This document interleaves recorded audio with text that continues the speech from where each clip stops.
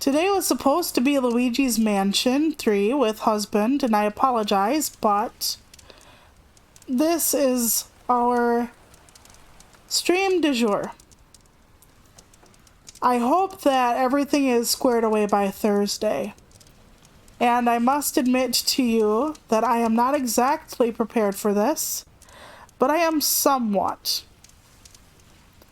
So, if this is anything that interests you, this will actually be archived.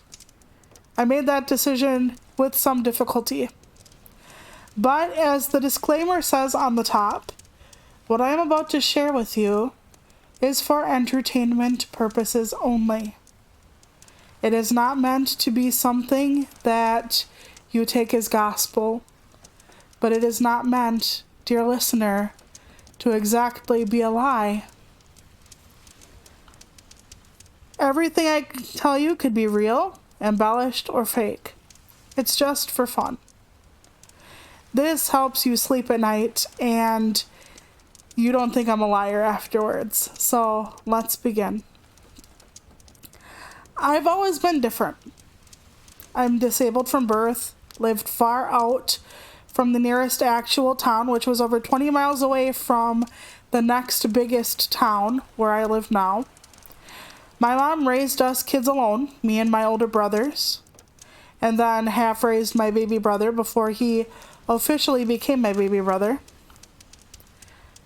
We were so poor, my mom had to argue with the fuel company every winter in order to enable to make us not freeze to death. Basically, I was always the fat kid. I'm a fat adult now.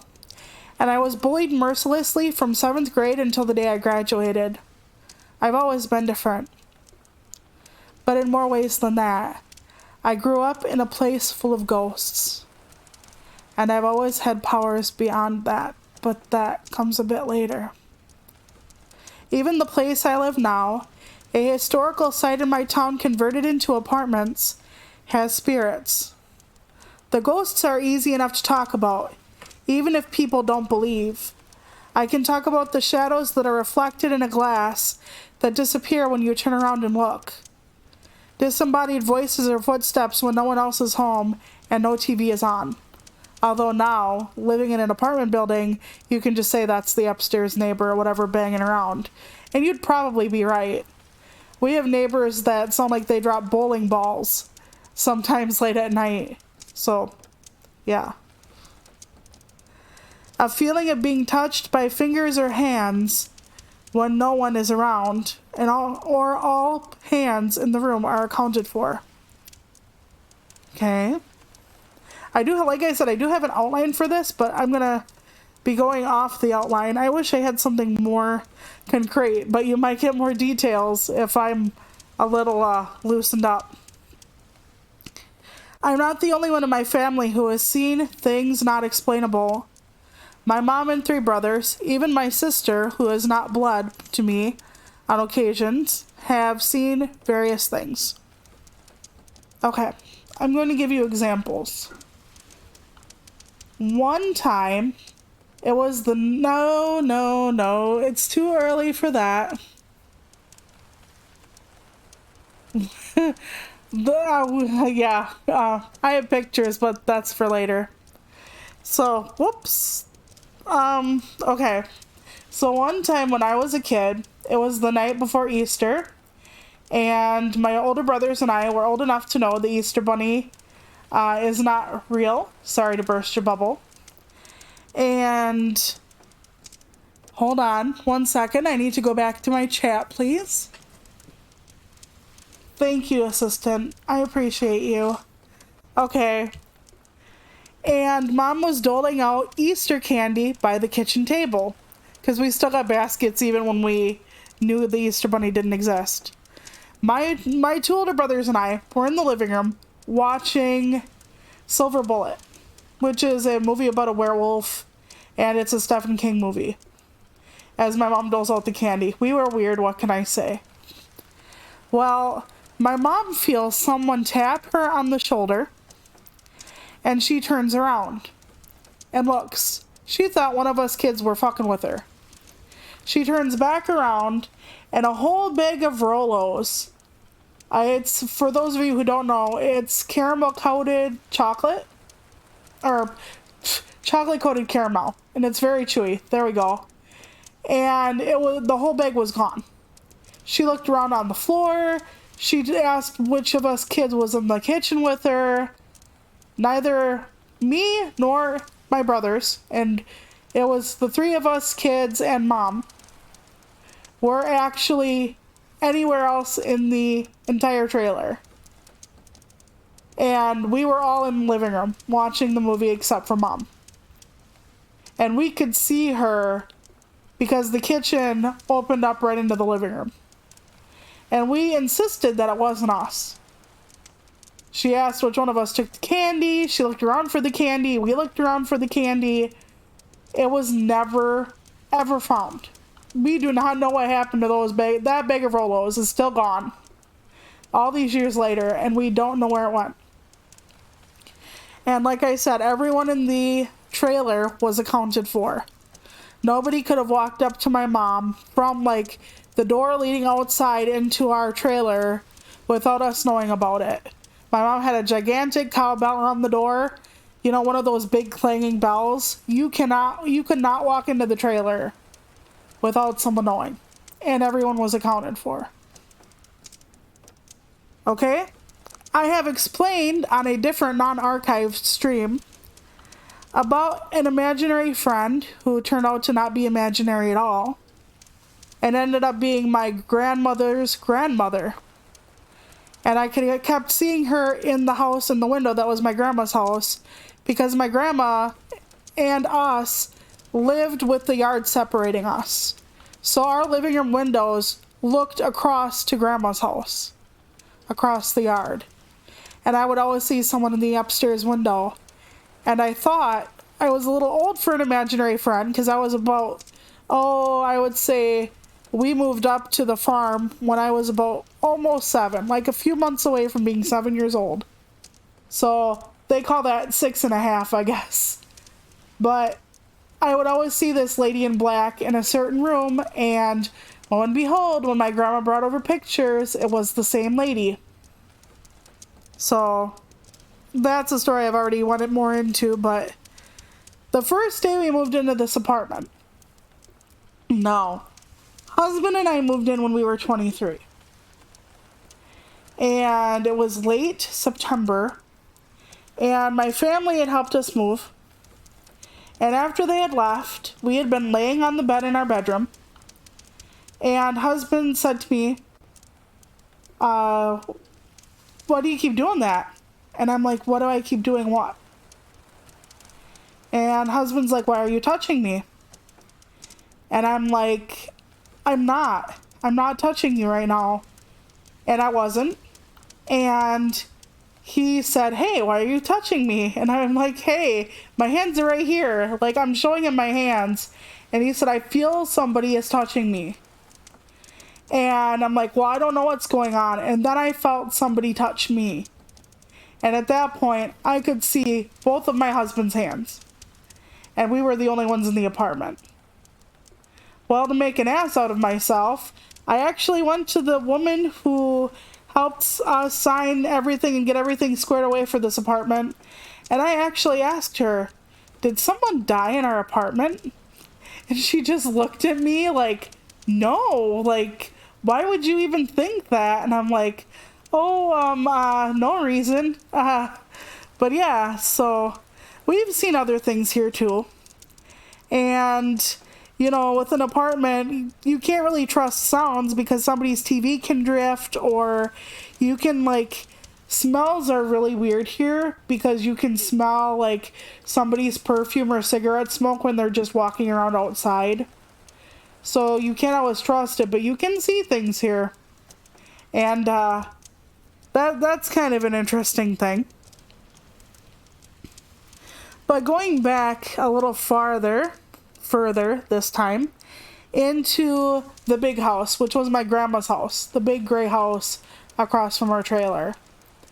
One time, my ex-uncle, which is my baby brother's biological father, baby brother's adopted. There was no incest there. Just putting that out there. My baby brother was my first cousin by birth.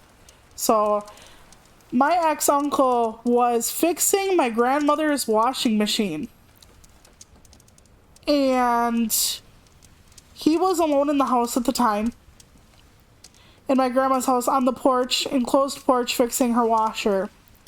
He heard like people walking around in the house and stuff like that, and he was kind of freaked out, but he had to get the washer fixed. But all of a sudden, from the basement, he felt a bang right underneath him, as though someone had took the handle of a broom and hit the ceiling of the basement where he had been. And it freaked him out like so bad to have that big bang come up from underneath him. He fled my grandma's house. And he came over to our trailer and was like, I'm not going back in there. I'm just not going back in there right now. So a lot of this has happened before. I have other stories about ghosts or smells and sights that no one can explain from various people as well as myself. But I'm going to pause this to say the only mental illnesses that run in my family are depression and bipolar disorder. Nobody has had hallucinations save for when my grandma was going through late stage Alzheimer's disease or dementia. She had them then. But otherwise, nobody in my family has ever suffered from anything like that. I need that sort of disclaimer for everything I've told you and everything I am going to tell you next. Alright. Now that we're on talking about ghosts, I have a few images I would like to show you. Believers will say these are spirits, and non-believers will say that nothing is a spirit.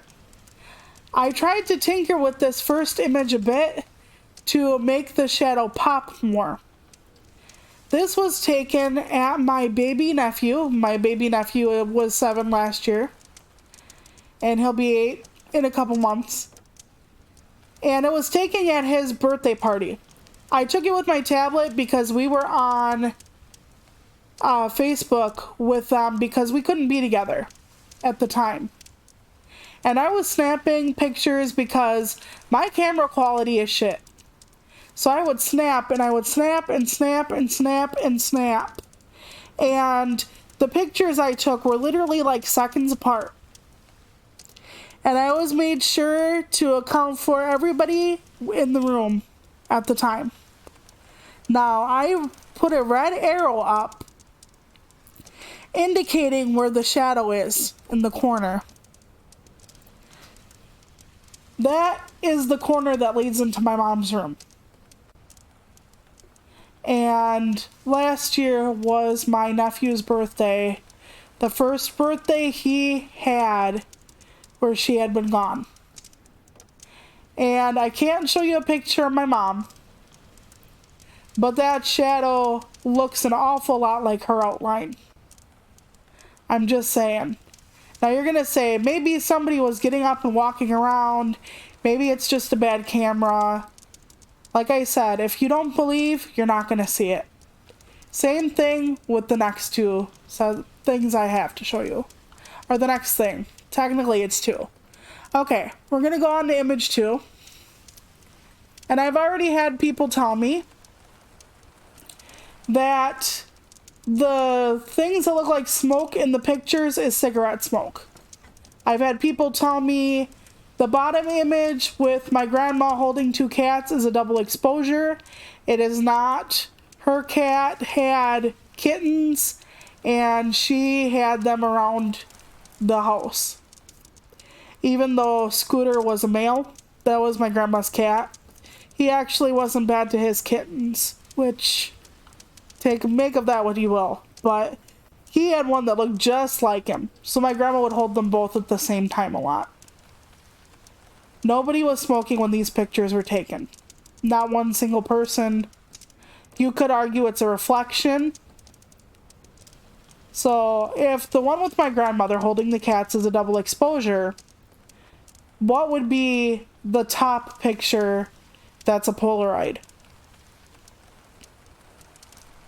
Is it cigarette smoke too? Even though you see no one and nothing with a cigarette? Can I figure out the amazing angles for pictures so that I can make it look like everything's reflected? By the way, my grandmother died when I was like 20 years old. So that picture is quite old by now. At least 20 years old itself. And we didn't have the ability to like make things look like certain things back then. And how would I have doctored a Polaroid? A lot of these pictures we take, we don't notice anything at first. Like, we don't pour through every picture we take and go, oh yeah, that's a ghost. Oh yeah, that's a spirit. Nope, sometime later we're looking at the picture and going, oh yeah, that was a silly thing. Or, oh, look, grandma. And then we're like, oh wait, what? So it's nothing we go looking for. But then again, it's nothing anyone will necessarily believe. But ghosts might be easy enough to think about, to talk about. A fair number of people believe in ghosts after all. I'm going to have my assistant just take down the pictures for now. Because the last thing I have to show you is later on and not a ghost picture. So we'll just go back to having it playing for a moment. Thank you.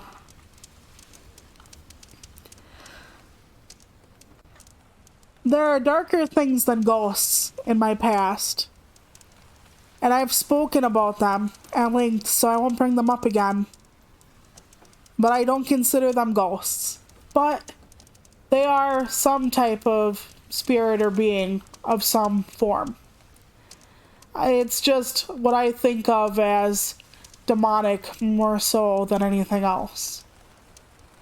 But that's something I covered before, non-archived. And I don't know if I'm going back to that place. Maybe someday.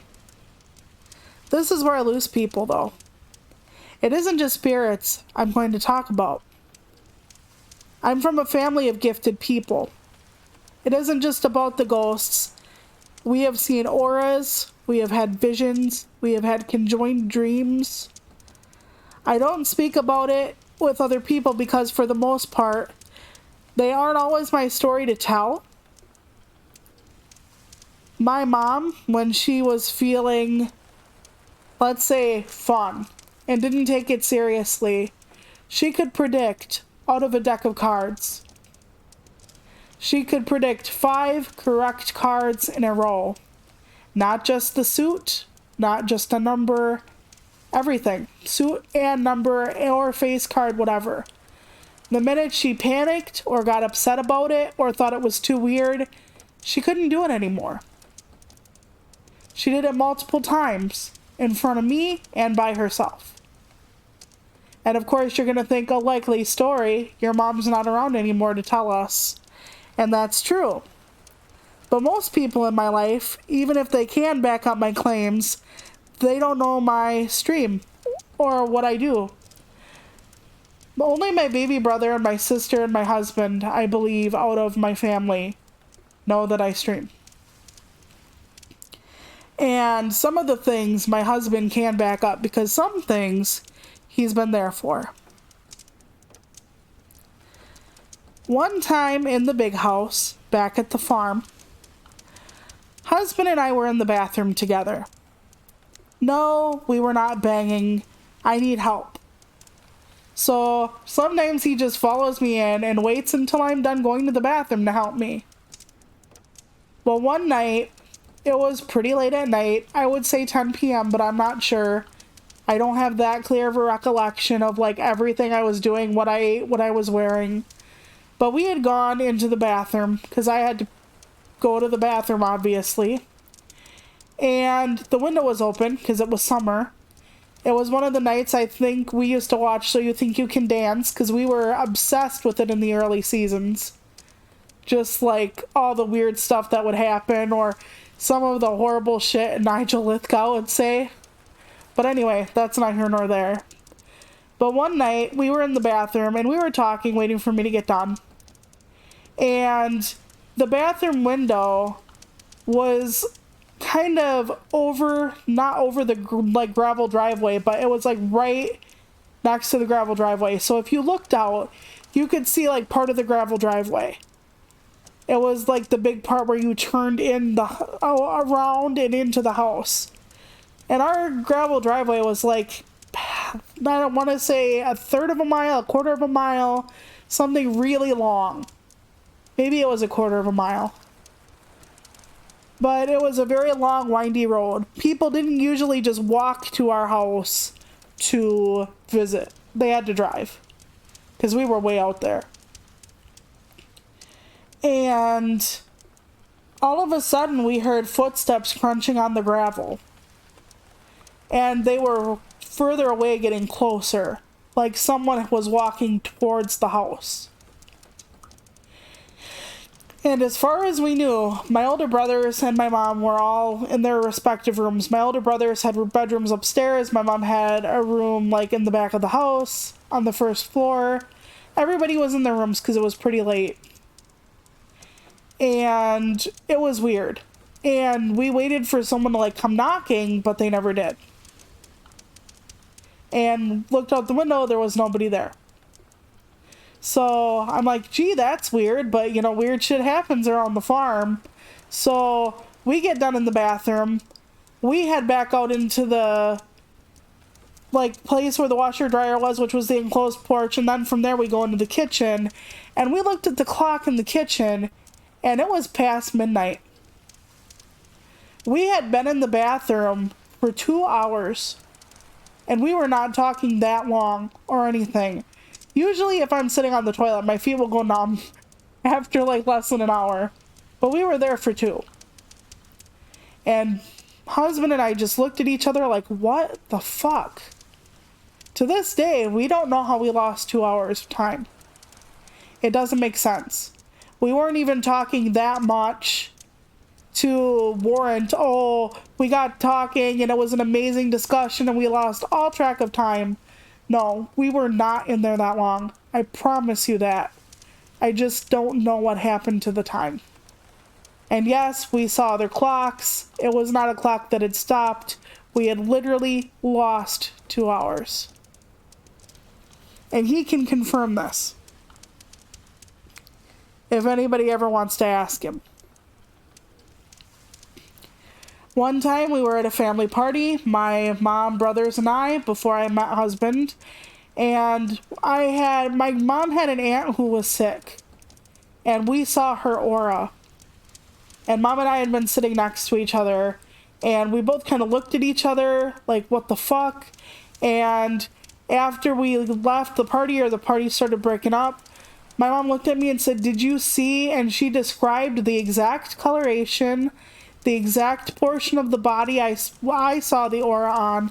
And I said to my mom, yep, that's exactly what I saw. And I started like giving her details and she said, yep. And we just kind of looked at each other. My mom was convinced that when my family was together, especially the women, that we were stronger, more powerful together. That wasn't the only instance of my mom and I having, let's say, amplified abilities together. And I had it a couple times also with my grandmother. So, other shit that I've gone through. One time when I was young, and I would say about maybe 10, 12, somewhere in there, I was laying in my room and facing the wall on my bed, and all of a sudden I saw a shadow of a baby's hand slowly close on my wall. I freaked the fuck out. We don't have babies in the house. There's no way the shadow would have been like on my wall without a baby attached to it. It was literally a baby's hand closing into a fist. That night, my mom got a call from, let's say, a family member, and his wife had had a miscarriage. And I did not know that. And I freaked out, like, for a good 2 or 3 days. because I don't know why I saw what I saw. I don't know if it was related to my family member's wife having a miscarriage. I don't know. But I freaked out, and it was at the right time. Let's say the right time, though I don't like using the term right time when it's something so horrible. But it was a thing.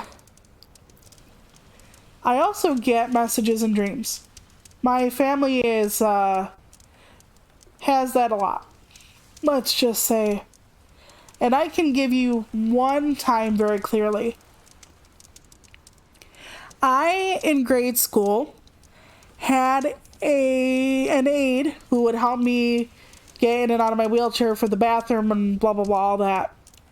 Well, she didn't talk about her home life much. Her name was, let's say, Mrs. P. Mrs. P was not always the nicest person, but she tried, and she was fairly devout.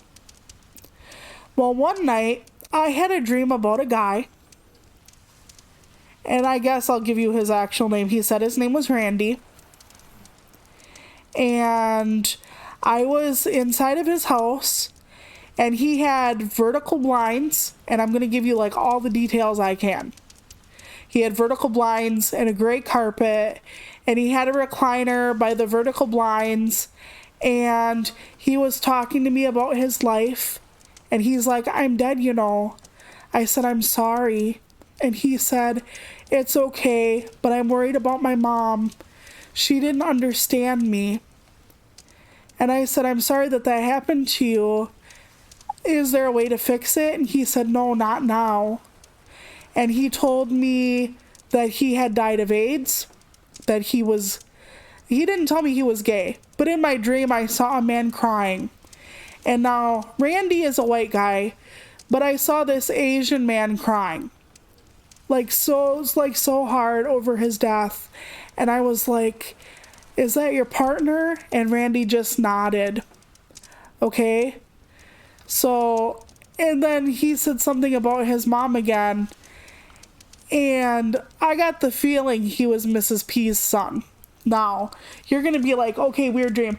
I've never met Randy in my life. Not once. I didn't know his name was Randy. Like, Mrs. Peck had a son named Randy. Did not know that. I did not know so many things. So, I wake up, and I'm kind of telling my mom this dream. And my grandma was going to a funeral, apparently. I didn't know that at the time. But she came home and said that she had been to a funeral. And my mom said, who died? And grandma was like, Mrs. P's son, Randy. And my mom looked at me, and I was like, she had a son, Randy, and I started getting the cold tingles all over, and grandma's like, yes. And she started talking about how Mrs. P's son is gay, and how he had the only person there that was standoffish and everything, but was devastated, was this little Asian guy, she said. She said his lover was at the funeral. And I just looked at my mom like, what the fuck? Because even if Mrs. P had told me about her son, even if Mrs. P had told me he was gay, she would not have said the G word for the life of her. They had said he died of cancer. I knew he died of AIDS. I fucking knew he died of AIDS because he told me he died of AIDS. And grandma said, well, they said it was cancer in the newspaper. And I'm like, okay, I didn't read that, right? And I'm like, oh, must not be the same guy, cancer. And she said, no, they lied because it's more palatable for the family. He died of AIDS. And I was like, holy fuck. And I wanted to say to my mom, do I say anything to Mrs. P? Do I just leave this alone? It was so bizarre. But he said he came to me because his mom liked me. You can think I'm lying about all this. My mom's not alive to back it up. My grandma's not alive anymore to back it up. It's just my memory.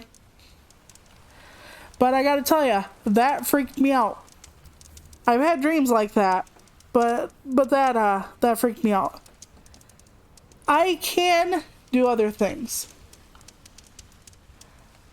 Back, part of it's visions, part of it's energy transfer, all this kind of stuff. When I was in college, and I would go with various people in my life, but towards the end of my short-lived college career, it was my husband. And I would zone out, and I would have what I swore were visions, usually of horrible shit. Now, it isn't like I fell asleep. At first, I thought I was having seizures, because not all seizures come with shaking or spasming or whatever. Sometimes a seizure can just look like zoning out. They used to be called petit mal. Hi, Lady Random. How are you? I hope well. They used to be called petit mal seizures, so I kind of thought I was having petit mal. But I wasn't. And husband had told, like, I would have a vision of a fire. Like people dying in a fire. And I would look down. I'm as well as I can be. Thank you, dear. I would look down after the vision of the fire and my arms would feel hot. And husband can confirm this. That there have been multiple times where I'd gone through something where I thought it was a vision. And I'd be in my wheelchair so I wouldn't bash my arms on anything. I wouldn't flail. He said it would look like I would zone out. Or I would start moaning. Or he even said my eyes would sometimes roll in the back of my head. And when I came back sometimes, I would have scratches on my arms or cuts or burns up and down my arms that would just disappear, like slowly fade away right in front of our fucking eyes. Husband can confirm. But as I said, if I'm going to embellish, I could have asked him to lie. But he can confirm this would happen because he would be with me when it did. So I have to give you a bit of context now for what leads up to the cult story. And part of that is all I can do. When I was in 7th grade, I had a small group of friends that were witches. They would try to do conjuring spells. They would try to do a bunch of different things. I was on the outer rim of them because I didn't always feel like I fit, but they were nice to me.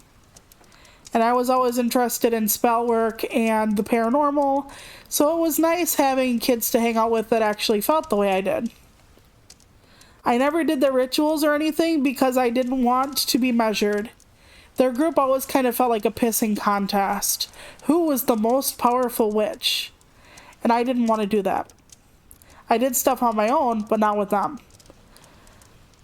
I drifted away from them because I didn't want to be measured, but I was still friendly with them through a good chunk of high school. I saw ways to increase my own ability, and I had to really trust people. Now, in high school, I had a friend in 4th grade who left and then came back in middle school and for part of high school. Well, his name was Lee. I trusted Lee with everything in my life, and he was into the paranormal too. So we began to do experiments. Like, if I could give him a certain dream, if I could erase his memory, we just did weird stuff, like all the time. And he was on board with whatever I wanted to try. And I would see the effectiveness. So I missed that connection with Lee after a while because Lee had gone away from my life back to North Carolina. And I missed Lee a lot. His mom hated me. So that was part of why we don't talk anymore. Because Lee's mom absolutely thought I was corrupting her son in so many different ways. And it was almost laughable if it wasn't so sad. So, based on that, when I got out of high school and I finally started doing chat rooms online, I actually met a guy I'm going to call Cameron. And I met him in Yahoo Chat in 2004. He was a trucker from a neighboring state. Everything started nice. He was married. He was 35. He couldn't believe I was 19 years old. Say what? Will I put it up? Yeah, I have some like old messages from me and Cameron, but like they don't prove a whole lot, except we would talk about the paranormal. And that's the last. Well, thank you, Lady Random. I'd be happy to see you there. It's pretty dead for now. But he couldn't believe I was so young. We talked about everything. He was a friend to me for months. He'd send me memes and pictures of places he'd been, a bunch of selfies of him and his wife, and all the stuff he did. I belonged to one of the email groups he had where he would just email everyone simultaneously. One day he brought up energy transfer in private. This was after he had talked about OBEs in the group, out-of-body experiences, and more of the group members, as he talked about the paranormal, slowly drifted away from him. He even actually made an email I found one day that was him laughing about how when his emails got weirder and weirder, how more and more people drifted away from him. But since I was into the stuff and he was a good friend of mine, I thought it would be okay. So he brought up energy transfer one day, and we started doing energy transfer tests. He is a good receiver. He was easy to feel his energy and his mood and everything like that. And I am a good sender. I can broadcast everything. He can pick it up. It's amazing how well we worked together. I wouldn't tell him when I would or wouldn't do what, and he'd report the days he felt different. I even have, like, on that slide that I have right up right now, is one of the first parts is him asking me if I had done something to him that day. I wish I had more emails from him and I where we talked about this kind of thing, but he liked to do it mostly in IMs, which I don't have anymore, or he had it with me on voice. So when he would feel different or when I would do things, they aligned. So I would even not do anything for like 2 weeks and see if he was like, was it you? Did you do something? Just to make sure. We talked about astral projection, and eventually we experimented with that.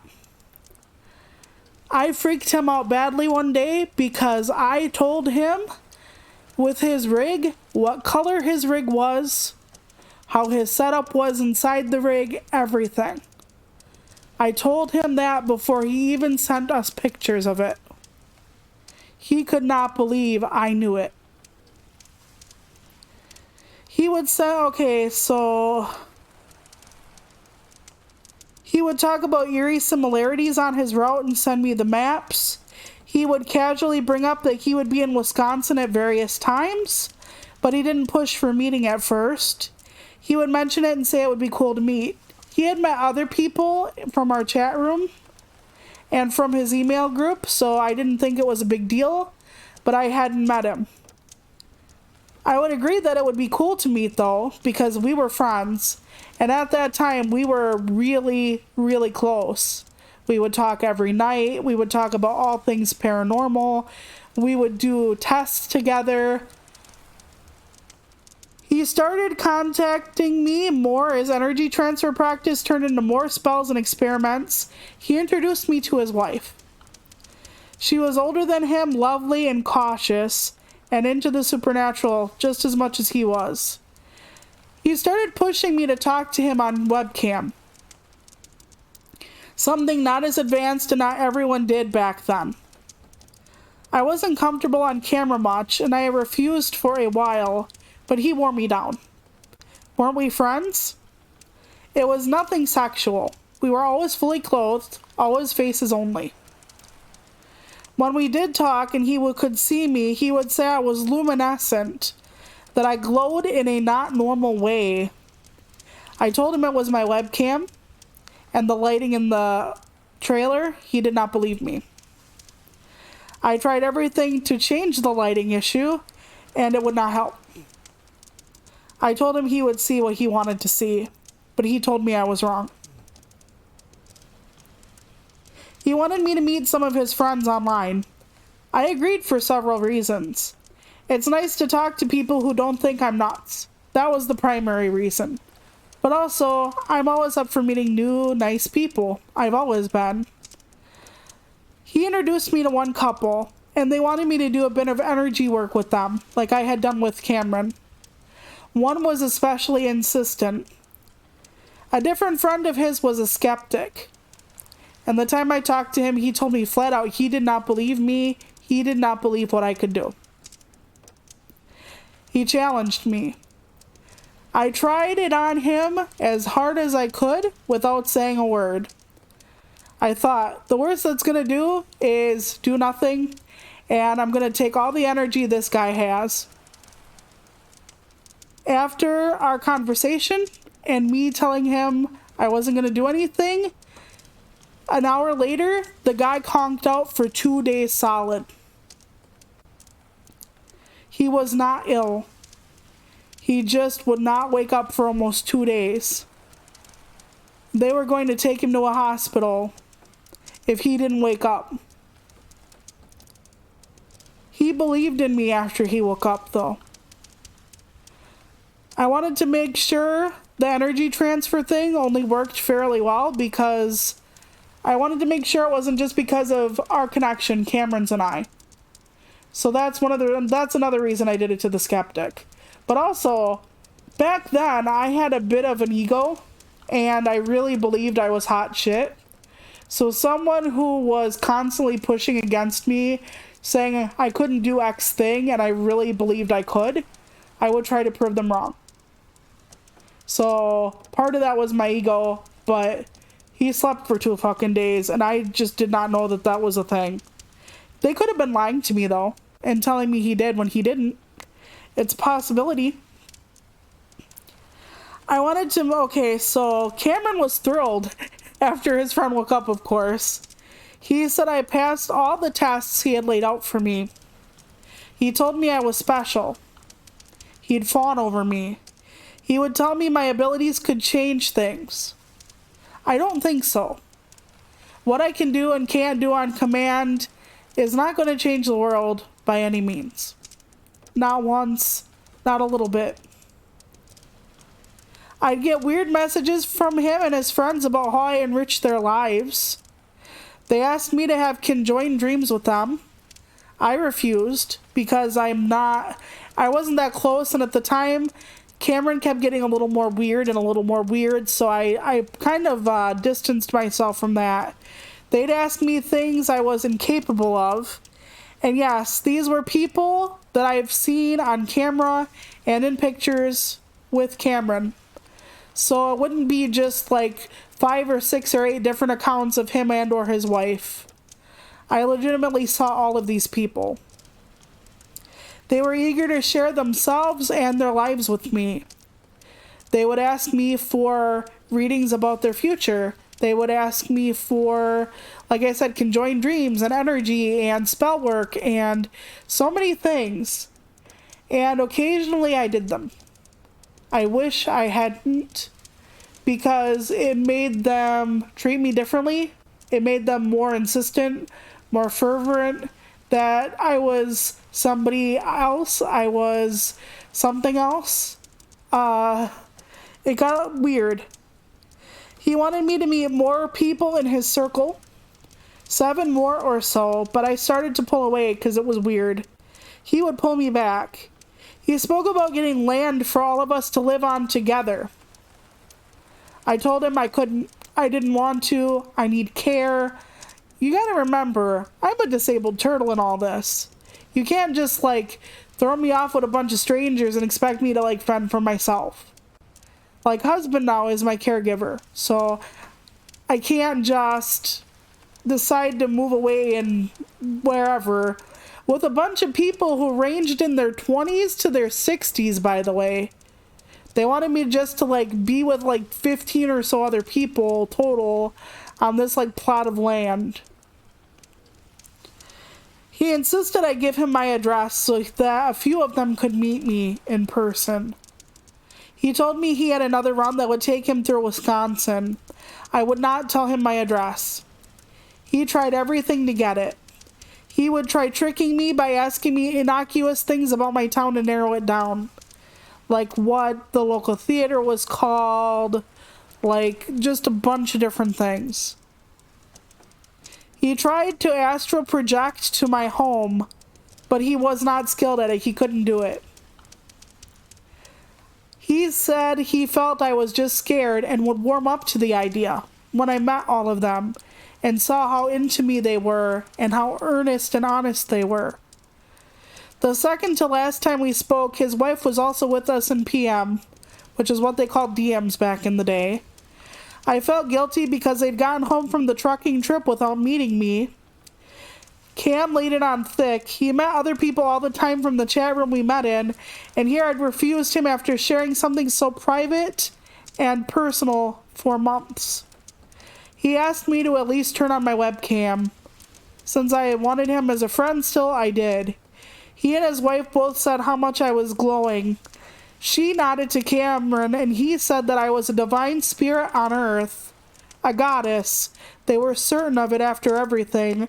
They were going to sell their house and buy the land. The only other couple were in the process of moving already.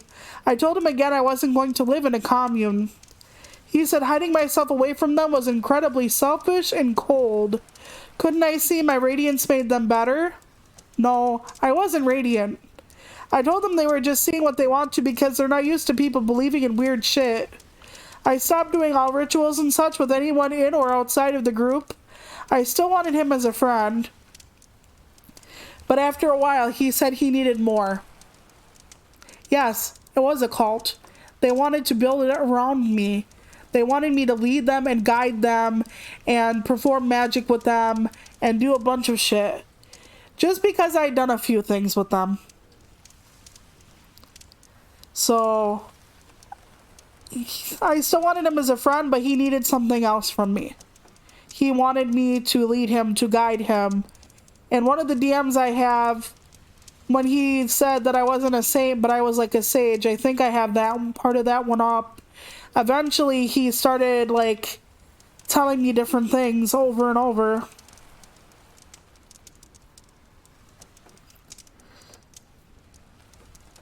He okayed that afterwards. After I stopped doing all rituals and he kept begging me, he had just sent me photos of my photo in various places. I would get a picture of myself under candles, in symbol-filled circles, in water with the edges smeared in red, which looked like blood. I really wish I would have kept these things and not deleted them. He was trying spell work, stuff he claimed to be adept at. He would give me no messages with these attachments. None. Just my picture in various places with what looked like ritual accoutrements. The last time we spoke, he told me none of the spells he worked on me produced results. Well, duh. Yeah, true. He was sure I was a goddess because of it. I think he just wasn't that talented with what he was trying to do, but he said his group would also try to help. He said I was heartless and frigid and a dark deity because I show people the sun but don't let it shine on them. Those were his exact words. He then blocked me from everything. After everything that happened with Cameron, from getting to know him and trusting him, and him wanting to bring more people into my life, and us doing paranormal stuff together, after that, for various reasons, I've hidden away everything I can do. I don't let any part of me that contains anything paranormal or peculiar shine through. I try to squash any hint of anything that anyone sees as too strange to be logical. I can't get rid of some things, but I suppress what I can. And that is the truth. I do not do magic anymore. I do not leave myself open to pretty much anything anymore. Whatever happens, happens. And I don't address it. He said that he doesn't feel there's a way to hide your energy. That is not true. Both my mom and I, when my mom was alive, she would get random PMs from somebody who wasn't hitting on her, who would say, are you, what the hell did they call her? A fortune teller or something? I've actually gotten a PM or two from random people when I used to go into chat rooms that would say to me, because I had a name called Oracle, they would be like, yours isn't a screen name, you can actually do it. Can you help me? And I'd be like, okay, that's weird, goodbye. But they can tell sometimes. And so I have tamped down every part of me that's ever been paranormal or weird. And I still see spirits because you don't need to be special for that shit. And I know they're not in the room with us right now. What I mean is, like, I can go months without seeing anything or hearing anything strange. And it all kind of just depends. But I don't trust people with myself anymore. And I keep that part of me locked away. My oldest brother and my youngest brother have both said that they feel like my soul needs an outlet for everything that I can do. Like, my baby brother said that I am so steeped in magic and all the other woo-woo bullshit that I am doing myself a disservice by not doing it anymore. My oldest brother has actually blamed me having depression on the fact that I haven't been doing rituals, spells, or leaving myself open to anything like that. Because I have tamped down in a way so much of myself. Husband today just said, what is it with your brothers and thinking that, you giving back into like the paranormal stuff would actually help you? And I honestly don't know. Do I miss it? Some of it. It would be nice to, dig out some of my candles again and just do the ritual components that were familiar and safe. The stuff that made me feel more like myself. But I don't want to leave myself open to all of that again, simply because I don't want people like Cameron in my life. People that can sense my abilities, people that will try to utilize me for their own purposes, people who will try to hurt me or take from me whatever. I don't want that again. And I know that people are like, oh my god, if I had visions and stuff. No. Do you know how many visions are of puppies and kittens and birthdays? They're fucking about so many horrible things. They're about fucking house fires and people getting stabbed and like people being blown up by fucking walking over a landmine. Like, imagine you looking through the eyes of a mother and seeing your kids get blown up by a fucking car bomb and the fucking pink mist in the air. Yeah, you don't want any of that stuff. Negative energy is a lot more potent than positive for stuff like visions and whatnot. You don't want that. You don't want to be in the middle of a church and you don't want to hear during the quiet prayer what everybody is praying for. You don't want to know which lady is praying for her son in the hospital, which guy is talking about the sin of like him drinking again and knocking his wife around. You don't want to hear all those things. You don't want to hear what they're praying for. You don't want anybody else wondering what you know. So, I've stopped as much of it as I can. And Every time I tell stories about it around Halloween, or I put up a disclaimer about whether it's true or not. Because if you believe it, I'm 100% truthful. If you don't believe it, it becomes just a polite story. And that's basically where I want to leave it for today. I could tell you more stories, but it's like, you get the gist of it. And mostly I wanted to talk about Cam and how dangerous it can be on my side of the fence. If people believe me. If they don't believe you, they call you a liar and they don't want to hang around you because you're a charlatan, you're delusional. But if they believe you, it's not all fun and roses either. If they believe you, you are a cruel goddess denying people the sun. And they feel that they are entitled to everything you have. Hi, Chow Chow, nice to see you. I was going to end unless anybody had questions about it. Because I can either, quote unquote, make stuff up, or I can just tell you, like, the scariest thing I've ever seen, or the most bizarre thing I've ever done, stuff like that. But otherwise,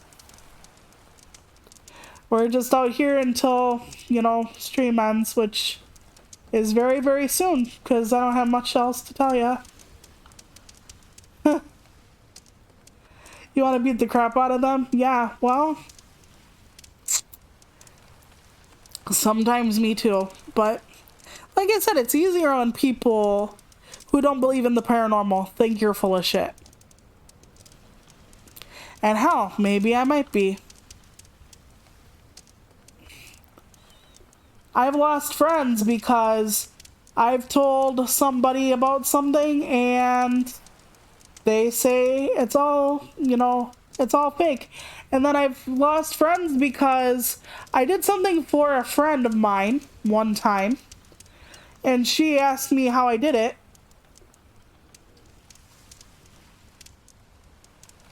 Well, then there are ghosts in my room literally all the time, Chow Chow, because I have them constantly.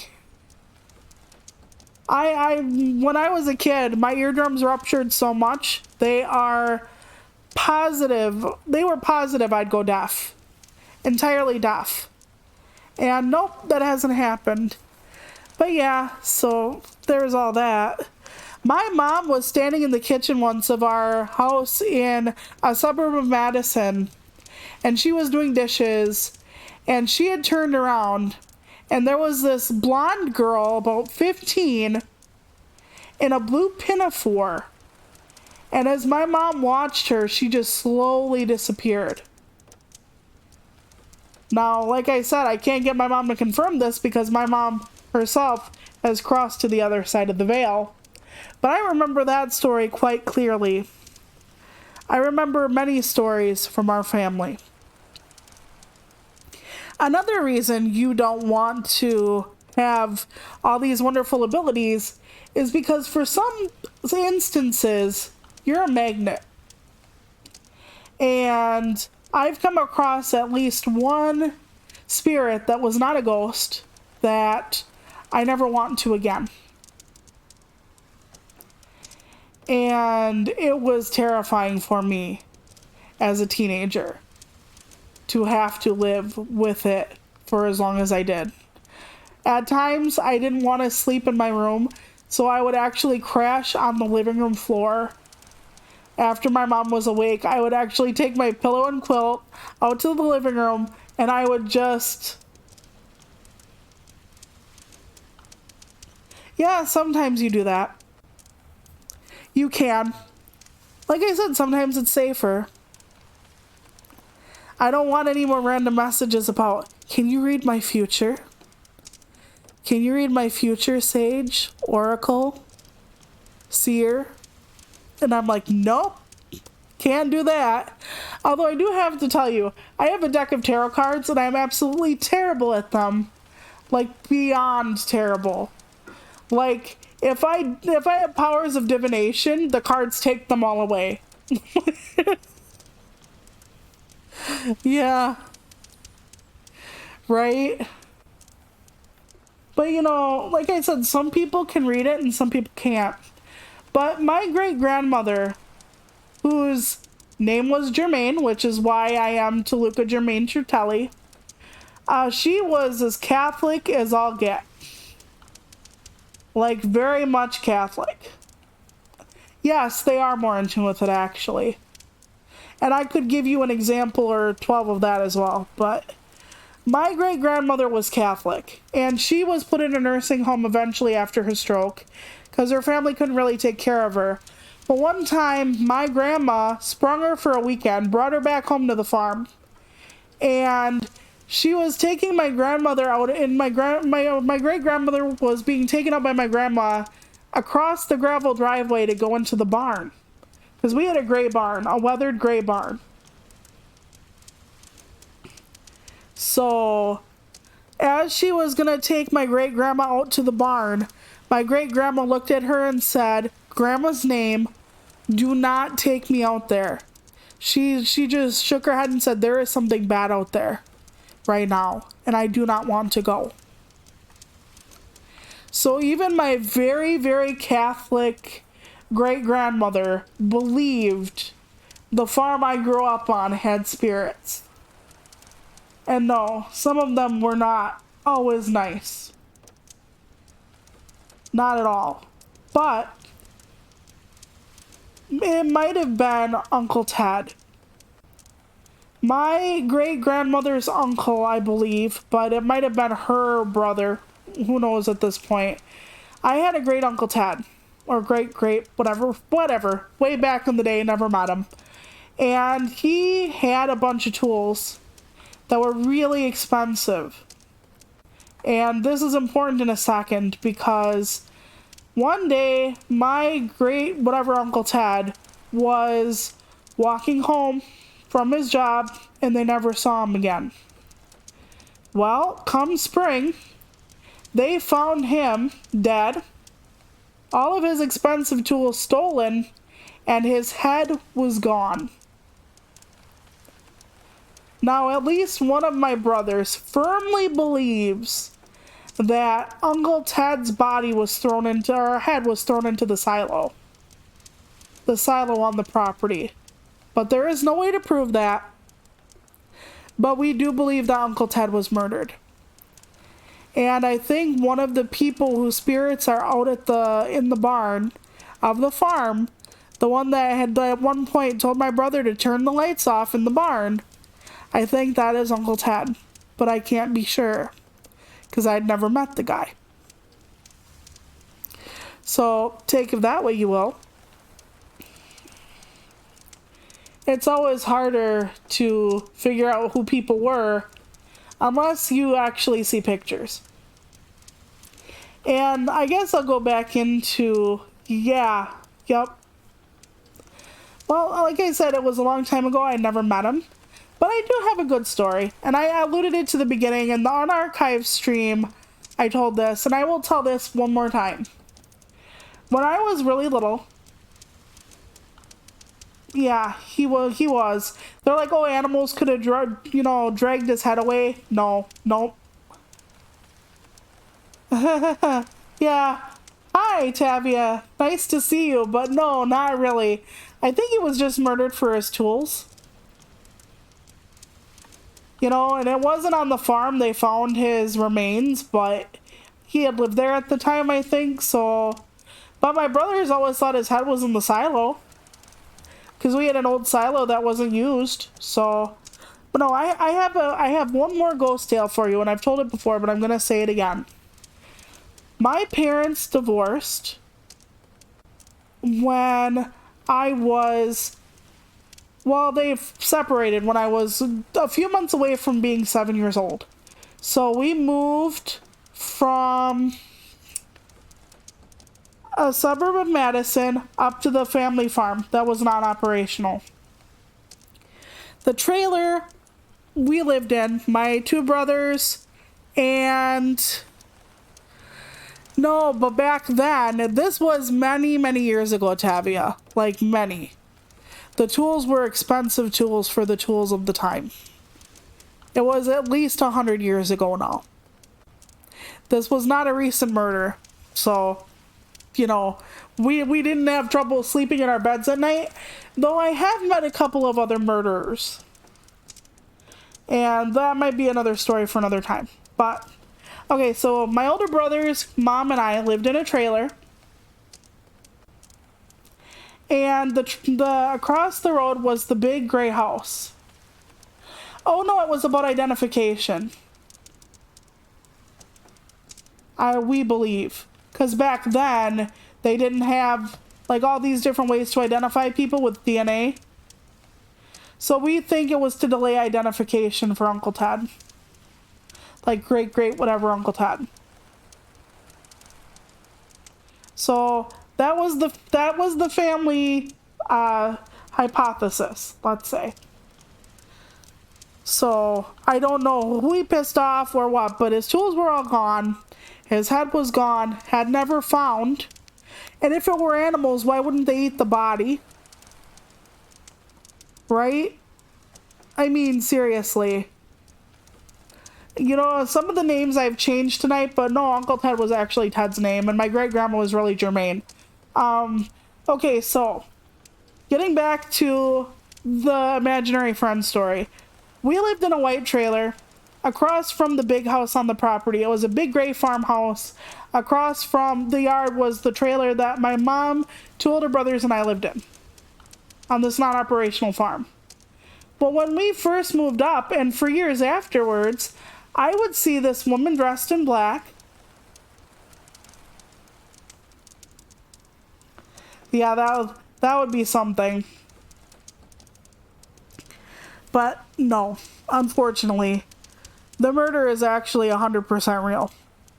By the way, if you don't believe the paranormal stuff, Uncle Ted's murder was legit something that happened in my family past. But anyway, so we lived in the trailer.